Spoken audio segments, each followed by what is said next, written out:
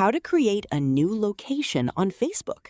Whether it's for your business, shop, event, or any custom place, here's how to do it. First, open the Facebook app on your iPhone. Tap on your profile icon. Tap What's on your mind to create a new post. Next, tap Location.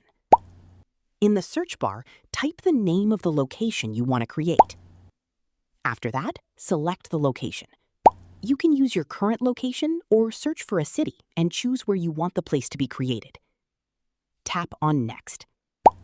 Once you've entered all the required details, tap on Post.